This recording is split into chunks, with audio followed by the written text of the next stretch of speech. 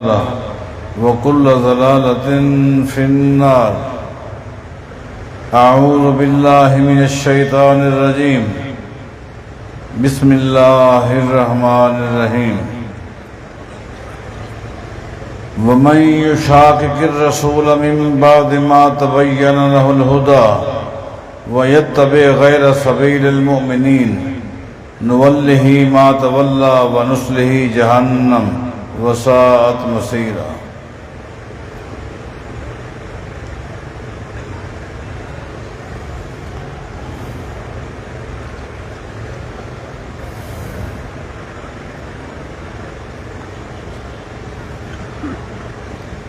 مجھ سے قبل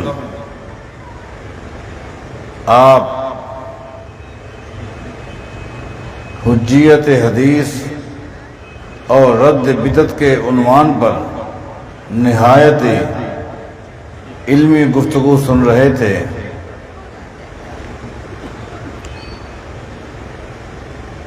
میرے بعد بھی میری جماعت کے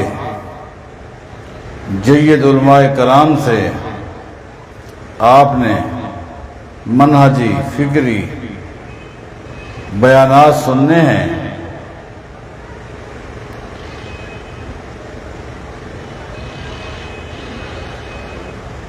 میری حاضری کا اولین مقصد آپ بھائیوں سے ملاقات،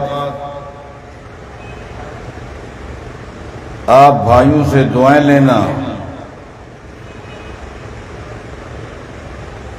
اور اپنے اس مرکز میں حاضری لگوا کر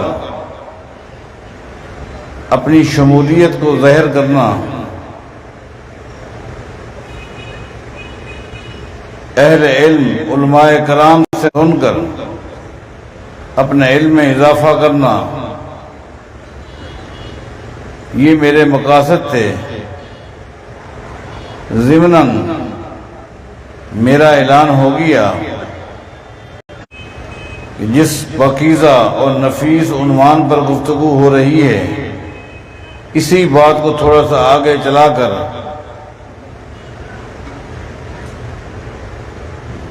اپنا حصہ شامل کر دوں.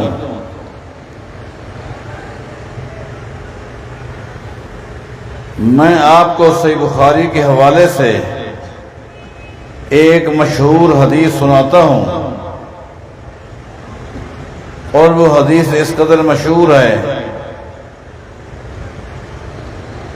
اس کا پہلا جملہ جب میں سناؤں گا پوری حدیث انشاءاللہ آپ کے سامنے آ جائے گی.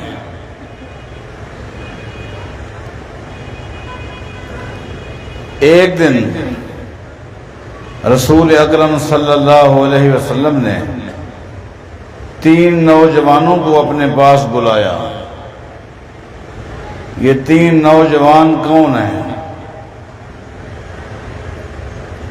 ایک سیدنا علی ہیں رضی اللہ عنہ، ایک سیدنا زبیر ہیں رضی اللہ عنہ، اور تیسرے سیدنا مقداد ہیں رضی اللہ عنہ. ان تینوں کو بلا کر نبی علیہ السلام نے فرمایا انطلقو، تم میرے حکم پر اب یہیں سے مکے کے راستے پہ چل پڑو، روانہ ہو جاؤ. مدینہ سے جو راستہ مکے کو جاتا ہے اسی راستے پر تم چل پڑو. انطلقو، چل پڑو،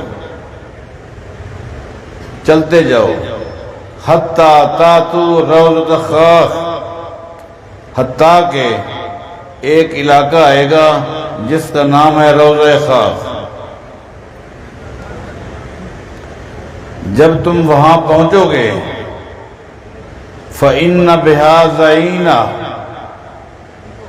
تَرْتَحِلُ، جب تم اس علاقے میں پہنچو گے تو تمہیں ایک عورت نظر آئے گی جو اونٹ کے اوپر بیٹھی ہوئی ہے،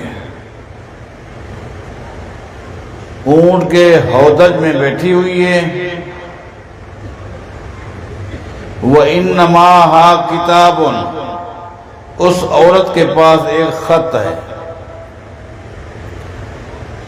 فخذوہ منہا، بس تمہارا کام یہ ہے اس عورت سے وہ خط لے کر میرے پاس آ جائے۔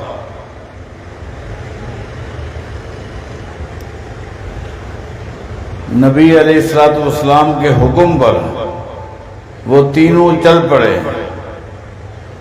اور ایسے ہی ہوا۔ جب وہ روضہ خاک مقام پر پہنچے، وہاں کیا دیکھتے ہیں؟ عورت ہے، اونٹ کے اوپر سوار ہے اور مکہ کی طرف جا رہی ہے۔ ان تینوں نوجوانوں نے اسے جا کر روک لیا اور کہا کہ ہمیں تو اس سے کوئی غرض نہیں ہے، بس اتنا ہے تیرے پاس ایک خط ہے، وہ خط تو ہمیں دے دے۔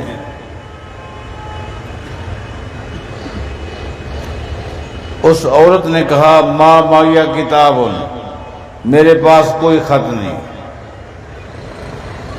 میں مکہ جا رہی ہوں اس میں کوئی شک نہیں، لیکن میرے پاس کوئی خط نہیں ہے۔ تمہیں یقین آ جائے تو ٹھیک ہے، ورنہ تم تلاشی لو، میرے پاس خط نہیں ہے۔ ان تینوں نے جہاں تک ممکن ہو سکتا تھا تلاشی لی، خط نہیں ملا۔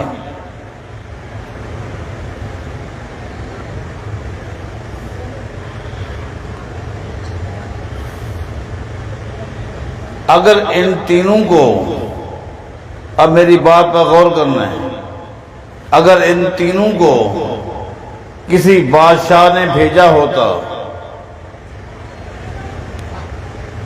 وقت کسی حکمران نے بھیجا ہوتا، تو میں سمجھتا ہوں جس طرح انہوں نے تلاشی لینی تھی لے لی، خط نہیں ملا، یہ چلے جاتے، اس عورت کو اس کے حال پہ چھوڑ دیتے اور جا کر بادشاہ سلامت سے کہتے آپ کو اطلاع غلط ملی ہے، ہم نے مکمل تلاشی لی، اس کے پاس خط نہیں، لیکن ان تینوں کو بھیجنے والے کوئی دنیا کے بادشاہ نہیں ہیں، کوئی دنیا کا وڈیرا نہیں ہے، ان کو بھیجنے والے ناطق کہ وہی محمد رسول اللہ ہے صلی اللہ علیہ وسلم، جن کے بارے اللہ تعالیٰ فرماتا ہے وَمَا يَنْطِقُ عَنِ الْهَوَىٰ إِنْ هُوَ إِلَّا وَحْيٌ يُوحَىٰ۔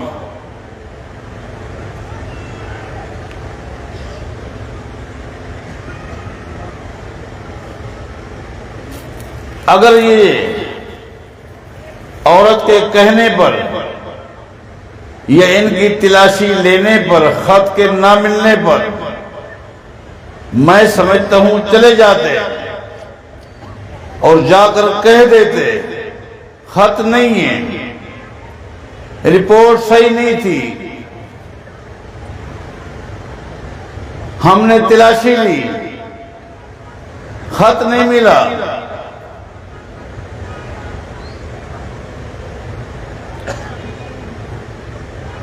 ایسا اگر کرتے تو کیا بنتا؟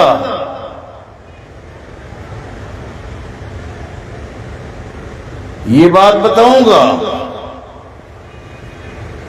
ایسا کیوں نہیں کیا؟ اس لیے ان تینوں کو اس ہستی نے بھیجا جن کو اطلاع دینے والا، جن کو خبر دینے والا، جن کو اطلاع دینے والا اللہ تعالیٰ کی ذات ہے۔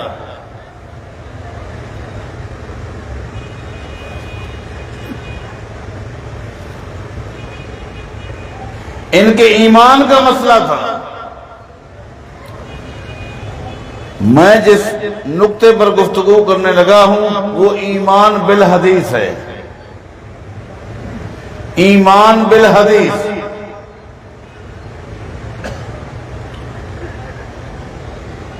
ان تینوں نے کیا کہا اس عورت سے؟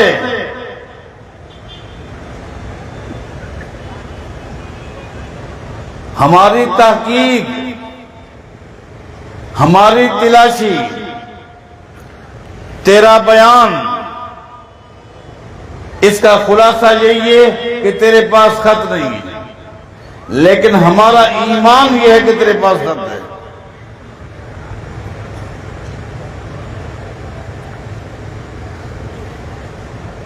ہمارا ایمان یہ کہتا ہے کہ تیرے پاس خط ہے، اس لیے کہ ان کو جس ہستی نے بھیجا تھا اس ہستی کی بات غلط ہو ہی نہیں سکتی۔ یہ ایمان بالحدیث،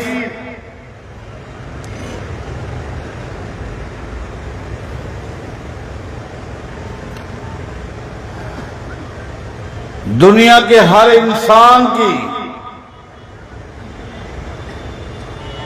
سوچ میں، فکر میں، رائے میں، عمل میں، فتوے میں، فیصلے میں غلطی ہو سکتی ہے۔ اگر غلطی سے پاک کسی ہستی کی بات ہے تو وہ محمد رسول اللہ ہے صلی اللہ علیہ وسلم۔ غلطی کیسے ہو؟ نبی علیہ السلام کی حدیث کوئی نبی علیہ السلام کی ذاتی سوچ ہے؟ نبی علیہ السلام کی حدیث پیغمبر کی ذاتی رائے کا نام ہے؟ ذاتی فکر کا نام ہے؟ نہیں۔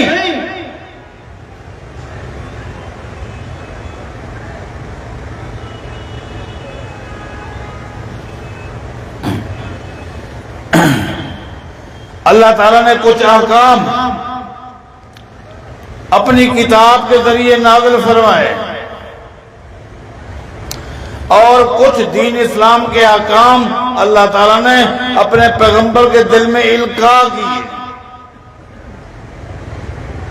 اپنے پیغمبر کے دل میں القاء کیے، اور پیغمبر کو حکم یہ دیا ان مسائل کو آپ امت کے سامنے اپنے الفاظ میں پیش کریں جس کو حدیث کہتے ہیں۔ غلطی کیسے ہو سکتی ہے؟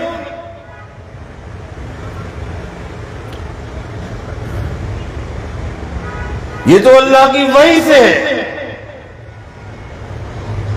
اگر دنیا کا کوئی انسان کہے اللہ کی وحی میں غلطی ہو سکتی ہے، اس کا ایمان برباد ہے۔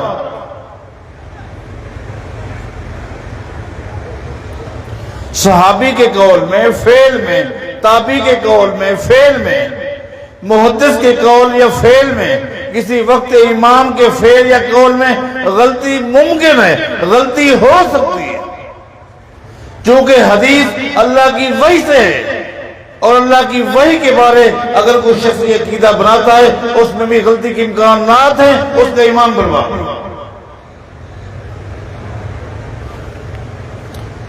اس کے تو ایمان کا ستیہ نام ہے۔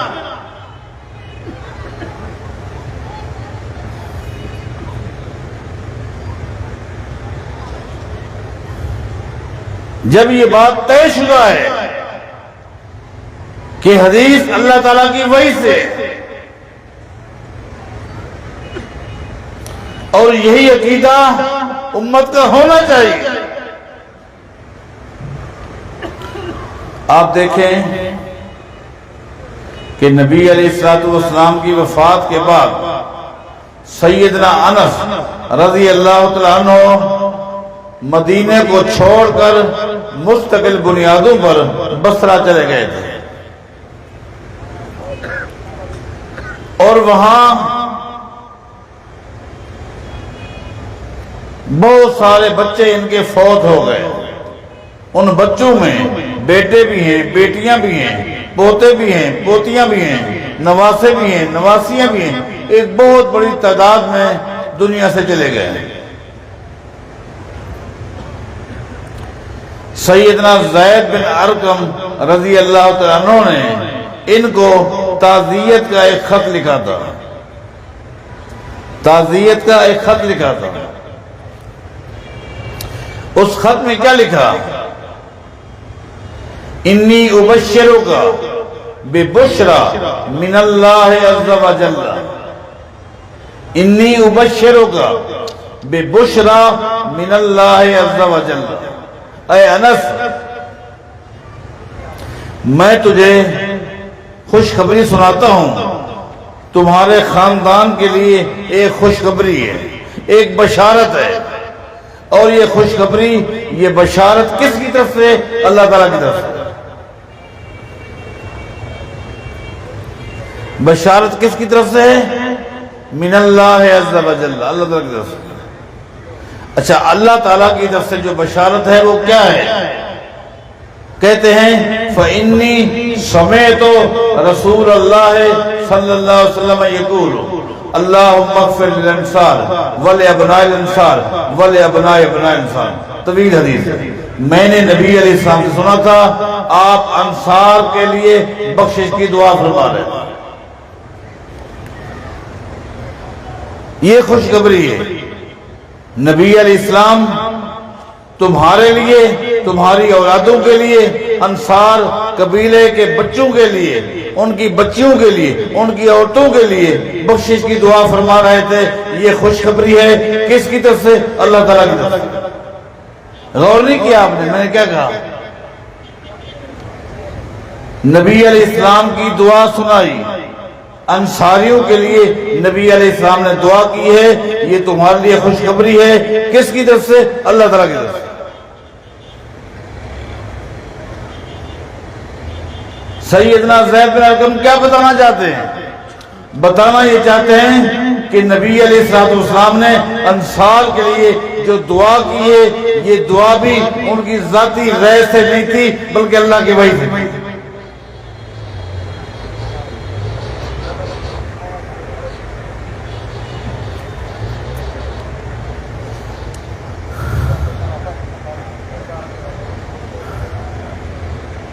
ایک رات نبی علیہ السلام اپنے بستر سے اٹھے اور باہر چلے گئے۔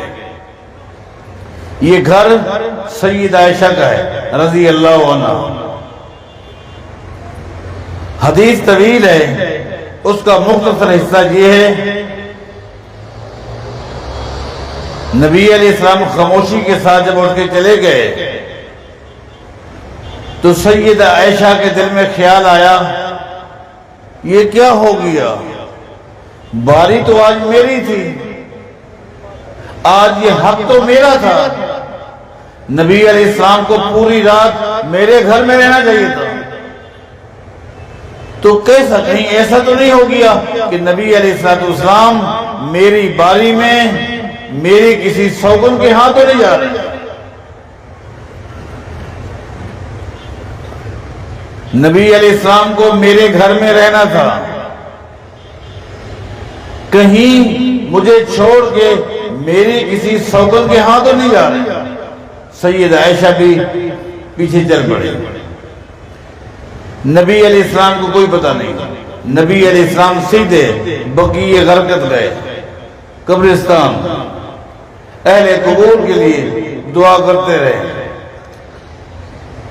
جب پلٹے سید عائشہ کہتی ہیں میں تیز رفتار میں تاکہ آپ کو پتہ نہ چلے پہلے آئی اور بستر پہ سو گئی۔ تھوڑی دیر کے بعد نبی علیہ السلام تشریف لے آئے، وہ بھی آ کر سو گئے اور سید عائشہ کے سینے پر ہاتھ رکھا تو ہاتھ رکھنے کے بعد پتہ چلا کہ سید عائشہ کے دل کی دھڑکن کافی تیز ہو چکی ہے، وہ تیز چلنے کی وجہ سے۔ نبی علیہ السلام نے فرمایا ماں لگے عائشہ کیا مسئلہ ہے؟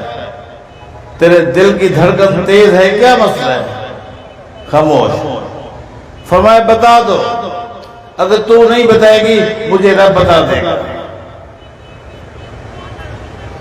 اب سنیں، سید عائشہ فرماتی ہیں رضی اللہ عنہ میرے دل میں خیال آیا کہیں آپ میرا حق تو میرا ہے، میری سوگن کے ہاں تو نہیں جا رہے؟ نبی علیہ السلام نے کیا فرمایا؟ اَظَنَنْتَ أَنْ يَحِيفَ اللَّهُ عَلَيْكَ وَرَسُولُهُ۔ سید عائشہ نے کیا فرمایا؟ میرے دل میں خیال آیا کہیں میرا حق، میری باری، میری رات اور کہیں میری اور آپ شوکن کے ہاں تو نہیں جا رہے، میرا حق کسی اور کو تو نہیں دے رہے، میرا حق آپ کسی اور کو تو نہیں دے رہے۔ نبی علیہ السلام نے کیا فرمایا؟ اَظَنَنْتَ أَنْ يَحِيفَ اللَّهُ عَلَيْكَ وَرَسُولُهُ، عائشہ کیا رب اللہ تعالیٰ تیرے ساتھ زیادتی کرے گا؟ اللہ اور اللہ کے رسول تیرے ساتھ زیادتی کرے گا، باری تیری ہو، اللہ تیرے ساتھ زیادتی کرے گا؟ آپ نے غور نہیں کیا اس حدیث کا کیا معنی؟ نبی علیہ السلام نے یہ نہیں فرمایا تو کیا سمجھتی ہے اللہ کے رسول تیرے ساتھ زیادتی کرے گا، نہیں، بلکہ فرمایا اَظَنَنْتَ أَنْ يَحِيفَ اللَّهُ عَلَيْكَ وَرَسُولُهُ، کیا اللہ تعالیٰ اور اللہ کے رسول تیرے ساتھ زیادتی کرے گا؟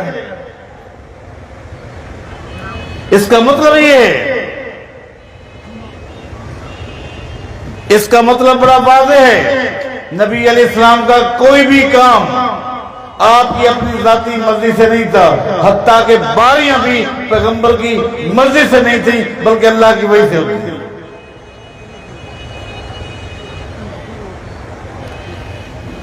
میں آپ سے پوچھتا ہوں، اگر کسی شخص کا نبی علیہ السلام کی حدیث کے بارے یہ ایمان بن جائے، یہ عقیدہ بن جائے کہ یہ اللہ کی وحی سے، یہ پیغمبر کی ذاتی رائے نہیں ہے، یہ پیغمبر کی ذاتی سوچ نہیں ہے، یہ پیغمبر کی ذاتی فکر نہیں ہے، اللہ کی وحی سے، تو کیا وہ شخص زندگی کے کسی موڑ پر کسی امتی کے قول کی خاطر، کسی امتی کی رائے کی خاطر، کسی امتی کے فتوے کی خاطر پیغمبر کی حدیث کو چھوڑے گا؟ نہیں چھوڑے گا۔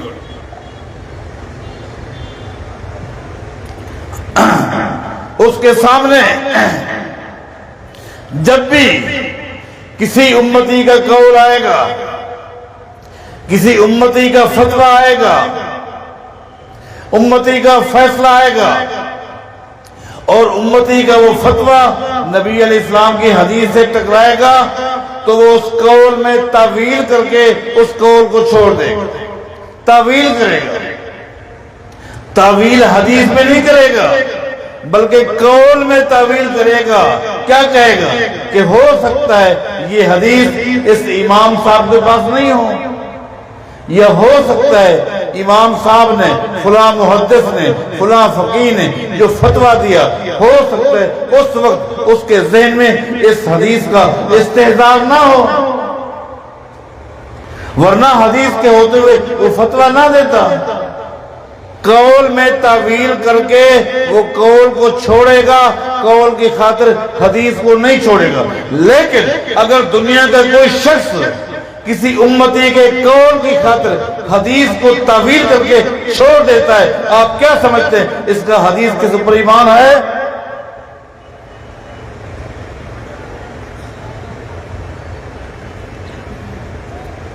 اس شخص نے حدیث کو چھوڑا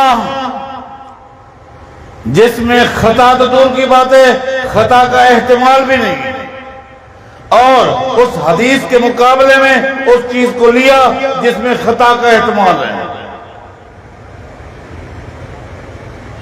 ایمان ایسا ہونا چاہیے۔ آپ واپس آئیں، ان تین صحابہ نے اس عورت کی اونٹنی کی تلاشی لی، ان کی تلاشی، عورت کا بیان، اس کا تقاضا یہ تھا کہ خط نہیں ہے، لیکن چونکہ ان کو بھیجنے والے ناطے کے وحی مجسمہ قرآن محمد رسول اللہ ہے صلی اللہ علیہ وسلم، جن کی زبان سے کوئی نکلی ہوئی بات غلط ہو ہی نہیں سکتی، اس لیے انہوں نے کہا لَتُخْرِجَنَّ الْكِتَابَ أَوْ لَنُلْقِيَنَّ الثِّيَابَ۔ خط ہے، خط ہے، تو لاکھ مرتبہ کہتی ہے میرے پاس خط نہیں، ہمارے ایمان کا تقاضا یہ ہے کہ تیرے پاس خط ہے۔ لَتُخْرِجَنَّ الْكِتَابَ أَوْ لَنُلْقِيَنَّ الثِّيَابَ، بس آخری بات سن لے، خط دے دے، خط دے گی ٹھیک ہے، اگر تو نے خط نہ دیا، خط لینے کے لیے ہم مزید آگے بڑھیں گے اور تلاشی کے لیے تیرے کپڑے اتاریں گے، تجھے ننگا کرنا پڑا کریں گے، لیکن خط لے کر جائیں گے۔ خط ہے، کیوں ہے؟ ہمیں بھیجنے والے کون ہیں؟ محمد رسول اللہ۔ یہ ہے ایمان بالحدیث۔ نبی علیہ السلام کے فرمان پر ایسا ایمان لاؤ۔ اس عورت نے جب دیکھا کہ واقعی پیغمبر کے فرمان پر ان کا ایسا پختہ یقین ہے کہ یہ میرے کپڑے بھی اتار دیں گے، تو اس نے ایک دم اپنے سر کے بالوں کے اندر ایک چوٹی بنائی ہوئی تھی اور خط کو بیچ میں چھپایا ہوا تھا، خط نکال کے دے دیا۔ یہ ایمان بالحدیث آج اس امت کی ایک بہت بڑی جماعت، بہت بڑی تعداد ایمان بالحدیث کے معاملے میں کمزور نظر آتی ہے، اور زندگی کے موڑ موڑ پہ، قدم قدم پہ امت کے اقوال کی خاطر، امت کی آراء کی خاطر پیغمبر کی حدیث کو چھوڑا جا رہا ہے، حدیث کو انکار کیا جا رہا ہے، حدیث کو رد کیا جا رہا ہے۔ کیوں؟ فلاں امام کے قول کے خلاف ہے، حدیث کو چھوڑ دیا۔ ایک طبقہ ایسا ہے حدیث کا انکار ہے، کیوں؟ عقل کے خلاف ہے، حدیث کو چھوڑ دیا، عقل کے خلاف ہے، عقل کو لے لیا۔ اس امت کا ایک طبقہ ہے حدیث کو چھوڑ دیا، کیوں؟ فلسفیوں کے خلاف ہے، حکماء کے خلاف ہے۔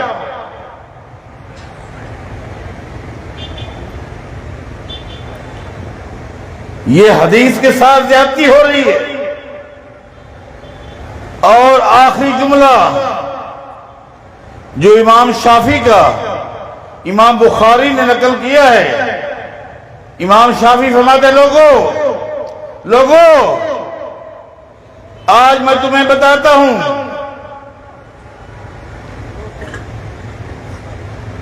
کہ اہل بدعت اور اہل سنت کے اندر کیا فرق ہے۔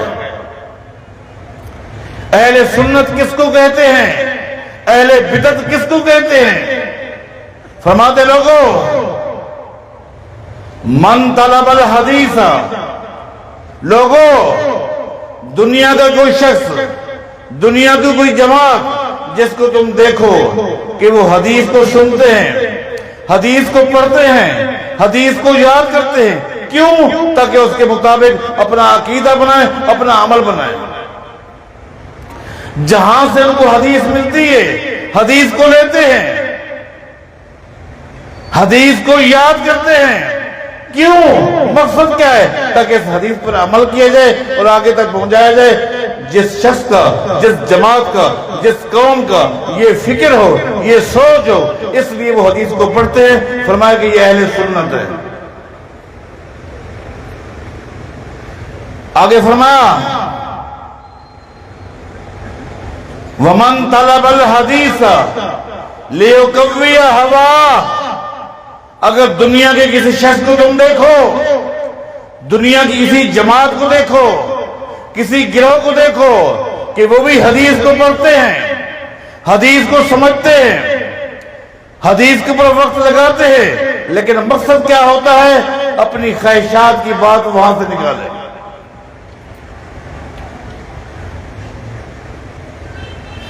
مقصد کیا ہے؟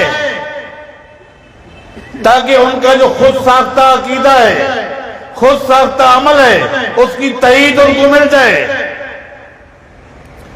اپنے خود ساختہ عقیدے اور عمل کی تائید کے لیے حدیثوں کو ڈھونڈتے ہیں، تلاش کرتے ہیں۔